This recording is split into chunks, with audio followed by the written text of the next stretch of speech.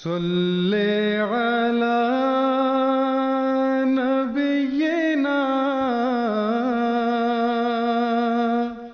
صلي على محمد.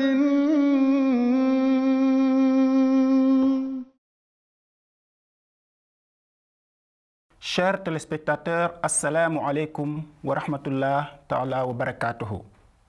Bienvenue sur le plateau de cette nouvelle émission de MTA Africa. Ahmadiyya, la renaissance de l'islam. Une émission qui comprend plusieurs sous-thèmes. Le thème d'aujourd'hui est quelles sont les croyances de la communauté musulmane Ahmadiyya. Pour ce faire, nous avons l'honneur d'accueillir nos chers invités de ma droite. Premier, c'est M. Nouruddin Bari Sahib, missionnaire de la Jamaat islamique Ahmadiyya. M. Nouruddin, bienvenue sur le plateau et merci d'avoir accepté notre invitation. Le plaisir est partagé. Le second, à son côté, c'est Oustaz Djibril Faye, lui aussi missionnaire de la Jamaat islamique Ahmadiyya. Oustaz Djibi, bienvenue sur le plateau et encore une fois, merci pour accepter notre invitation. Merci de votre invitation. Chers téléspectateurs, durant nos précédentes émissions, on a discuté concernant la nécessité d'un réformateur que nos invités nous ont bien expliqué. Que ce réformateur est Hazrat Mirza Ghulam Ahmad alayhi salatu wassalam. Il revendiquait d'être le Messie promis et Imam Mahdi alayhi salatu wassalam. Il est aussi un prophète réformateur. Donc, quand on parle de réformateur, on doit aussi penser à ses croyances. Donc, aujourd'hui, le thème est la croyance de la communauté musulmane Ahmadiyya. Ce thème sera développé par mes chers invités. Donc, sans plus tarder, je vais commencer par mon cher frère, missionnaire Nouruddin Bari Sahib. Missionnaire Nouruddin, quelles sont les croyances de la communauté musulmane Ahmadiyya? Merci beaucoup pour la confiance que vous avez en nous. Inch'Allah, nous allons essayer de vous expliquer les croyances de la Jamaat islamique Ahmadiyya. Comme nous l'avons dit au départ, la Jamaat islamique Ahmadiyya, c'est toujours l'islam. Seulement c'est un autre visage de l'islam, c'est-à-dire que le vrai islam. Parce que le Saint-Prophète sallallahu alayhi wa sallam, il a dit qu'un temps viendra où les gens vont s'écarter des enseignements de l'islam. En ce temps, il va susciter un réformateur. Et nous disons, alhamdulillah rabbil alamin, Hazrat Mirza Ghulam Ahmad de Qadian, il est ce réformateur. Donc ce qu'il nous a donné, ce n'est pas autre chose que les musulmans croyaient. Seulement qu'il y a des choses qu'il a enlevées, c'est-à-dire que les interprétations fausses que les autres ont introduites en islam, c'est ce qu'il a enlevé. Donc pour vous dire que la Jamaat islamique Ahmadiyya, nous croyons aux 5 piliers de l'islam. À savoir, ashhadu an la ilaha illallah wahdahu la sharika lahu wa ashhadu anna muhammadan abduhu wa rasuluhu. Iqamus salat, ita'uz zakat, sawm ramadan wa hajjul bayt haram liman isra ilayhi sabila. Ça nous croyons en ça. De même nous croyons aussi les articles de la foi.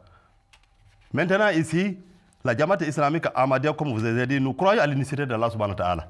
On n'a pas un autre Dieu en dehors de Dieu que Mohammed sallallahu alayhi wa sallam nous a enseigné. Nous n'avons pas un autre prophète en dehors de Mohammed sallallahu alayhi wa sallam en tant que prophète législateur.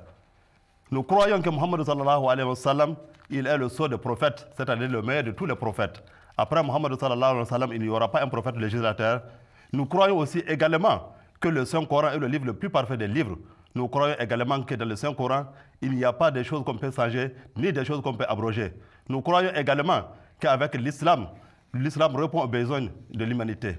Nous savons également aussi qu'il n'y a pas le salut en dehors du Saint-Coran. Donc pour avoir le salut, c'est l'islam. Nous croyons également que la loi qu'Allah subhanahu wa ta'ala a révélée par l'entremise de Muhammad sallallahu alayhi wa sallam, c'est une loi universelle, une loi qui est valable pour tous les temps, une loi qui demeure éternelle jusqu'à Yom Al-Kiyamat. Nous croyons également aussi que aujourd'hui, pour voir la lumière éternelle, pour voir la vérité, voir le salut, il faut se référer à Mohammed sallallahu alayhi wa sallam. Donc, seul Mohammed sallallahu alayhi wa sallam et sa religion peuvent amener l'homme devant Allah subhanahu wa ta'ala. Donc, la croyance de la Jamaat islamique Ahmadiyya, comme vous l'avez dit, on n'a rien diminué, on n'a rien augmenté en ce qui concerne les 5 piliers de l'islam et en ce qui concerne les 6 articles de l'Iman. Donc, voilà tout ça, ce que la Jamaat islamique. Merci beaucoup, M. Nouruddin. Vous avez bien expliqué les croyances de la Jamaat islamique Ahmadiyya. Par là, on peut comprendre que la Jamaat n'a pas de religion que l'islam. La Jamaat islamique Ahmadiyya font les 5 prières comme prescrits par Allah et le saint prophète sallallahu alayhi wa sallam. Et merci beaucoup pour votre brillant exposé. Vraiment, par là, on a bien compris ce sujet. Et je tourne vers Oustaz Djibril Faye. Oustaz Djibril Faye, pouvez-vous nous dire, est-ce que Hazrat Mirza Ghulam Ahmad a aboli le Saint-Coran? Merci d'avoir donné cette importante question. Pour vous répondre à cette question, c'est très vaste par rapport à ce que l'imam Mahdi alayhi salam a respecté le Saint-Coran, à croire au Saint-Coran. Comme dit notre missionnaire Nouruddin, Imam Mahdi alayhi salam, tous les arguments qu'il a donnés contre les opposants des musulmans, ce sont des preuves qu'il a prises dans le Saint-Coran.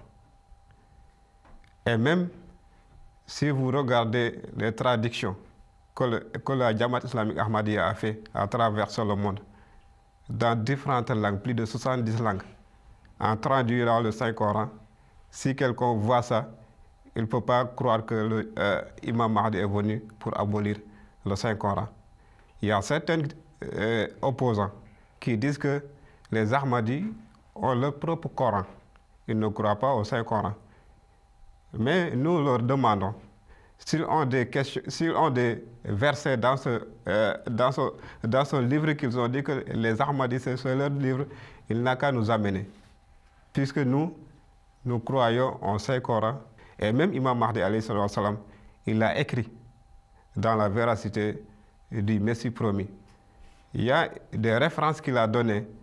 Il a montré l'importance du Saint-Coran par rapport à la situation qu'on se trouve actuellement, politiquement, moralement. Tout ça, il a détaillé ça. Il a donné des arguments que le monde ne peut pas avoir la paix.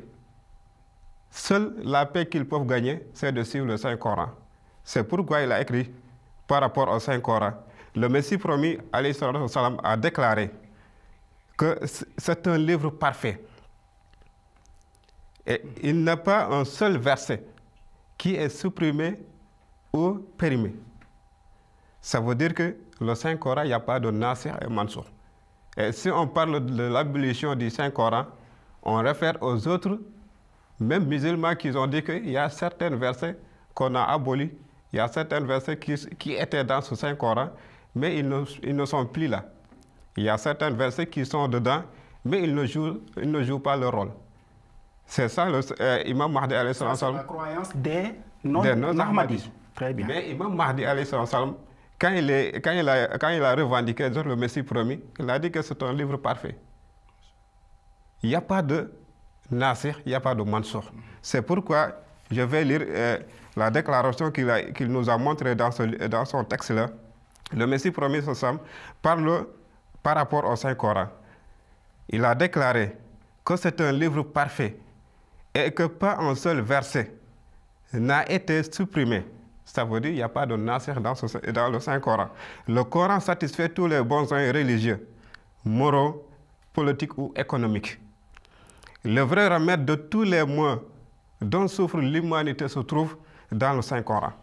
Le Messie promis a parlé encore, a expliqué que ce remède avec tous les détails et la communauté ahmadiste est jusqu'ici ferme sur cette opinion que tous les problèmes de la terre peuvent être résolus en appliquant le charia coranique. Tant que le remède, tant que le monde ne marchera pas sur les principes énoncés par Dieu, il ne sera difficile de vivre en paix. Le Coran donne les meilleures solutions à tous les problèmes, que ce soit des problèmes concernant la vie familiale, la vie civique, la vie nationale ou même des problèmes sur les relations internationales. Ça, Imam Mahdi nous a enseigné l'importance de suivre le Saint-Coran, de méditer sur le Saint-Coran, puisque c'est le livre qui peut donner la vie partout dans le monde, national, familial et international. Merci beaucoup, M. Djibril Faye. C'est clair. Et je pense que les téléspectateurs sont beaucoup bénéficiés sur votre excellente et brillante exposé. Vraiment, merci beaucoup. Et par là, on a compris que nos frères Ahmadis, ce qu'ils disent, c'est faux. Que Ahmadiyya a un autre livre. Nous n'avons pas, les Ahmadis n'ont pas un autre livre que le Saint-Coran. Et aussi, ils ne laissent aucun verset dans le Saint-Coran. Les Ahmadis, à partir du premier verset du Saint-Coran jusqu'au dernier verset, ils ne laissent aucun verset. Et aussi, le Coran, les Ahmadis l'ont pris comme guide. Et merci beaucoup, c'est clair, Oustaz Djibril Faye, ce que vous nous avez expliqué. Je tourne sur mon frère, M. Nouruddin Bari Sahib. M. Nouruddin, est-ce que vous pouvez nous expliquer concernant le djihad? Parce que ça a été dit que Imam Mahdi, s'il vient, il va arrêter le djihad. Qu'est-ce que vous pouvez nous dire sur ce sujet? Alhamdulillah Rabbil Alamin, nous remercions Allah subhanahu wa ta'ala de nous avoir donné la chance pour vraiment s'entretenir sur un fait aujourd'hui, un sujet qui est très nébuleux, un sujet qui ne honore pas les musulmans en ce qui concerne le djihad. D'abord, je voulais rectifier ce que vous avez dit. On n'a pas dit si Imam Mahdi venait, il a aboli djihad, mais il allait abolir harb. Parce qu'il y a une différence entre harb et djihad. Et c'est là que je voulais en venir sur le sujet. Parce que le grand problème où nous vivons aujourd'hui, les gens sont en train de confondre vitesse et précipitation. Djihad n'a jamais signifié guerre. Vous prenez tous les dictionnaires du monde entier, vous ne verrez pas que djihad veut dire guerre. Pourtant, harb veut dire la guerre. Donc ici, d'abord pour vous dire que djihad, fi sabilillah, n'a jamais signifié ce que les occidentaux ou bien les ennemis de l'islam le donnent, que la guerre sainte. Djihad fi sabilillah veut dire un effort sur le chemin d'Allah subhanahu wa ta'ala. Ce n'est pas harb fi sabilillah. Ça d'abord, il faut que ça soit clair. Une guerre n'a jamais été sainte et ne sera jamais sainte. Et Muhammad sallallahu alayhi wa sallam n'a jamais fait de guerre. Certes, il a fait des djihad. Maintenant, djihad, vous pouvez ça comme des efforts, ou bien des luttes, ou bien des batailles. Ça, il faut que ça soit clair pour nous. Djihad n'a jamais signifié une guerre sainte. Une guerre ne peut jamais être sainte. Parce qu'une guerre suppose que je surprends mon ennemi, je le détruis, je détruis sa force, je détruis les arbres, je tue les hommes forts, je détruis les églises, je détruis les mosquées. C'est ça la guerre. Je détruis les industries, les sites stratégiques. Est-ce que Mohammed sallallahu alayhi wa sallam, quand il partait en bataille, il faisait ça? Quelle recommandation il donnait aux gens? Donc, si nous voulons entrer dans ça, ça va aller trop loin. Mais je reviens d'abord pour vous dire que le saint prophète sallallahu alayhi wa sallam, d'abord, même dans ses efforts pour faire comprendre les gens, il n'a jamais été le premier à agresser. Tous les efforts qu'il a fournis, ce sont des efforts défensifs et non pas offensifs. Si nous voulons emprunter leur bataille, il ne s'est jamais allé lever pour faire amener les gens à l'islam par la force. Il a été persécuté pendant combien d'années? Pendant 13 ans à la Mecque. Est-ce qu'il a riposté? Non. C'est là qu'Allah subhanahu wa ta'ala dit d'émigrer. Il a émigré de la Mecque pour aller à Médine. Arrivé à Médine maintenant encore, les Mecquans se sont levés pour aller le détruire. Et c'est là qu'Allah subhanahu wa ta'ala lui a donné la permission de se faire self-défense. Et là que ça a commencé. Maintenant, pour faire djihad. Self-défense, c'est-à-dire pour se défendre. Pour se défendre. Oui. C'est pour se défendre. Oui, oui. Maintenant, ce djihad, il peut être pacifique ou violent. Mais ça ne dépend pas de celui qui fait djihad. Ça dépend de la cible. Si maintenant Mohammed sallallahu alayhi wa sallam, il les a appelés vers Allah, s'ils avaient accepté, il n'y a pas de problème. Ou bien ils n'ont qu'à refuser, ils n'ont pas bagarré avec eux. Non seulement ils n'ont pas accepté son message, mais également aussi ils l'ont attaqué. Et là, même aujourd'hui, les nations les plus civilisées ne peuvent pas se porter comme vous attaquez, vous n'avez pas à vous défendre. La légitime défense existe partout. Donc il s'est défendu. C'est pourquoi le saint prophète sallallahu alayhi wa sallam, une fois il revenait d'une bataille, quand il est revenu que Raja'ana min al-jihad al-asghar ila al-jihad al-akbar. Vous voyez? On les a attaqués, ils sont allés là-bas, ils ont battu, on les a tués, on a tout fait. Mais quand ils sont revenus, ils disent, ah, nous sommes revenus de djihad, le plus petit djihad vers le djihad le plus grand. Le compagnon, quel est le plus grand de djihad? Il dit que djihad bin nafs. Ce que Allah subhanahu wa ta'ala demande, il faut d'abord toi-même tu sois convaincu, il faut que tu tues ton âme bestiale, l'âme qui te pousse à faire du mal, l'âme qui te pousse à ne pas aimer les autres, l'âme qui te pousse à faire du mal au chrétien d'Allah subhanahu wa ta'ala, c'est cette âme-là qu'il faut tuer d'abord. Et tu sois convaincu. C'est vraiment impressionnant, M. Nouroudine. Les gens partent au djihad, les gens partent à la bataille, on coupe leurs pieds, on coupe les mains, on tue leurs frères. Après, de retour, on lui dit que ça, c'est plus petit. Ça, c'est très impressionnant, vraiment. Et y a-t-il un verset coranique aussi, ou bien certains versets coraniques qui peuvent parler de ce sujet? Ici, donc je disais ça, quand ils sont revenus, on est revenu de petit djihad vers le grand djihad. Le grand djihad, c'est comme on dit que ça c'est le petit djihad. Maintenant, le djihad le plus akbar, ça c'est djihad bin nafs. Bin nafs. Il faut tuer ton âme bestiale. Maintenant, après avoir tué ton âme, parce qu'il y a 3 catégories de djihad. Il y a le plus petit, ça c'est la self-défense. Quand on vous attaque, vous vous défendez. Ça c'est le plus petit. Contrairement à ce que les gens pensent, il faut aller tuer les gens pour les faire accepter l'islam. Qu'est-ce qu'il a dit? Imam Mahdi a dit que les peuples conquérir les têtes mais pas le cœur. Alors qu'Allah subhanahu wa ta'ala a besoin de nos cœurs. Donc il y a le plus petit, ça c'est quand on vous attaque, vous vous défendez. Le grand c'est quoi? Mais le plus grand d'abord, vous vous êtes convaincu que Allah m'a créé, je dois être utile au créateur de Allah subhanahu wa ta'ala, je ne dois pas être nuisible au créateur de Allah subhanahu wa ta'ala, je dois faire du bien. Ça c'est le plus grand djihad. Maintenant vous vous levez pour aller prêcher les autres la parole d'Allah subhanahu wa ta'ala à travers le Coran coranique et les hadiths de Muhammad sallallahu alayhi wa sallam pour qu'ils acceptent l'unicité d'Allah subhanahu wa ta'ala, qu'ils acceptent aussi la charia de Muhammad sallallahu alayhi wa sallam, ce qu'on appelle djihad kabir. Merci beaucoup, M. Nouroudine, c'est vraiment clair. Et s'il ne se défendait pas à ce moment aussi, c'est-à-dire la bataille de Badr, si le saint prophète ne se défendait pas, alors il n'y aura plus de place d'adoration pour toutes les religions. Ouais. Donc c'était à cause de... Il ne défendait pas l'islam seulement, mais pour défendre les places de religion. Merci beaucoup pour votre excellent et brillant exposé. Et vraiment, c'est tellement clair. Et aussi, le Saint-Coran, on peut apprendre que voilà tout il kafir, fala tout il kafirina wajahidhum bihi jihadan kabira. Il ne faut pas suivre les mécroyants, mais il faut faire djihad avec eux. Sur ce, le Coran a des enseigner le Coran, les expliquer exactement qu'est-ce qu'est l'islam. C'est ça vraiment le vrai djihad. Et merci beaucoup encore une fois. Je tourne vers Oustaz Djibril Faye. Oustaz Djibril Faye, aussi on a appris que les Ahmadis ne font pas Hajj. Ça aussi, c'est les non-Ahmadis qui disent ça.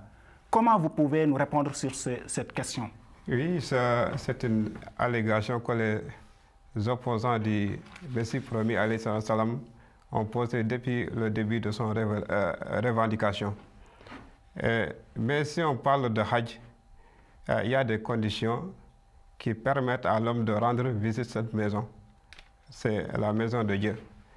Dieu lui-même a dit Walillahi ala hajji khejul bayti man istata ilayhi sabila. Il y a des conditions. Est-ce que Imam Mahdi alayhi salam, il n'a pas fait Hajj? Ça veut dire qu'il est contre Hajj. Non, non. Nous, on a cru aux piliers de l'islam et aux articles de l'imam. Ça nous montre que si tu crois qu'il y a des articles de l'islam, tu ne peux pas dire que moi, je ne peux pas faire le Hajj. Mais comme le verset nous a expliqué, il y a des conditions qui permettent à l'homme d'aller visiter la maison de Dieu. C'est pourquoi il a dit, première condition, ça veut dire qu'il faut que l'homme gagne un moyen de transport pour aller se rendre visite à la maison, à la Kaaba. Deuxième fois, il faut aussi qu'il gagne de l'argent pour aller visiter la maison. Troisième fois, il faut la paix et la sécurité. Même le saint prophète Mohammed Mustafa, il a fait 10 ans à la Mecque, à Médine. Mais il a fait une seule Hajj, 2 jours là-bas à Mecque. En plus, c'était le traité de Hudaybiyah. Il voulait faire le Hajj. Mais il y avait un problème au contrat, les gens disent que non, non, cette année, vous ne pouvez pas partir. À ce moment, ils ont dit que, OK, comme il n'y a pas de possibilité d'aller, on peut laisser jusqu'à la prochaine fois. Ça aussi, ça nous montre que parfois, s'il y a des obstacles, l'homme ne doit pas partir s'il n'y a pas de sécurité, s'il n'y a pas de paix. Imam Mahdi alayhi salam, lui aussi, il souffrait d'une maladie, diabète et d'autres. Et même sur la route aussi, il y avait des opposants qui disaient que, comme lui, il est kafir, on l'attend là-bas. Il n'y avait pas de sécurité. En plus, il n'y avait pas la bonne santé pour aller rendre une visite à la Kaaba. Deuxièmement, les Ahmadis du Pakistan. Si les Pakistanais disent que les Ahmadis ne font pas Hajj, ça veut dire si on voit leur loi qu'ils ont mis contre les Ahmadis, ils ne sont pas des musulmans. Celui qui n'est pas ose de faire les 5 prières quotidiennes. Ce n'est pas qu'ils ne sont pas des musulmans, mais c'est la loi qui a écrit contre eux. Voilà, même si c'était seulement, ils ne sont pas des musulmans et on leur laisse de faire ce qu'ils veulent. Mais on les dit que vous n'êtes pas des musulmans et en plus vous ne pratiquerez pas les pratiques des musulmans. Vous ne faisiez pas azan. Mais si ces gens-là nous disent que peut-être l'Ahmadiyya ne fait pas la Hajj et partout dans le monde ça se répand que les Ahmadis ne font pas de Hajj. Mais on peut donner un exemple. Le premier calife du Messie premier, Nouruddin Hakim, El-Hajj Nouruddin Hakim, il a fait Hajj. Et même Imam Mahdi, comme il n'avait pas la possibilité de partir, il n'y avait pas de sécurité, il y avait une maladie avec lui. Lui, il avait dit que si quelqu'un peut aller pour accomplir à mon nom cette Hajj-là, ça aussi, ça sera quelque chose de mieux pour lui. Mais même quand il est décidé, quelqu'un est parti et a fait son Hajj. Et ça aussi, l'islam se reconnaît cette Hajj-là. On le dit Hajj Badal. Ça aussi, si quelqu'un est malade, sinon il y a un manque de sécurité pour aller visiter le Hajj, quelqu'un peut aller pour faire ça à la faveur de son nom, de cet homme-là. C'est pourquoi on dit que les Ahmadis croient au Hajj. Et même ici au Sénégal, il y a des Ahmadis qui partent à la Hajj et partout dans le monde. Merci beaucoup. Même au Sénégal, ici au Sénégal, même aussi partout dans le monde, chaque année, les Ahmadis partent au Hajj. Il y a des milliers et des millions de Al-Haji Ahmadi. Merci beaucoup, Oustaz Djibril, c'est clair. Et merci beaucoup, vraiment, M. Nouruddin. Si vous avez quelque chose à ajouter sur ce sujet. Je pense que vraiment, il a dit l'essentiel. Merci beaucoup, vraiment. Merci beaucoup. Et c'était un grand plaisir vraiment de vous accueillir sur ce plateau. Et vraiment, vos exposés ont été très brillants. Et aussi, à partir de là, je pense que les téléspectateurs sont bénéficiés de vos paroles. Mes chers téléspectateurs, c'était tout ce que le temps nous permettait aujourd'hui. À partir de leur exposé, on peut comprendre que l'Ahmadiyya n'est pas une religion nouvelle. La Jamaat pratique la salat, la Jamaat fait le Hajj, la Jamaat croit à se reformer, à faire, c'est-à-dire ce qu'on appelle djihad bin nafs, mais pas djihad avec l'épée. Je pense que vous avez tout compris et c'était avec un grand plaisir que je vous présentais votre émission. C'était moi, Wali Ndiane, sur la présentation et nous vous donnons rendez-vous dans notre prochaine émission. Merci beaucoup à tout le monde. Merci. Assalamu alaikum wa rahmatullahi ta'ala wa barakatuh. Salli ala nabiyyina salli ala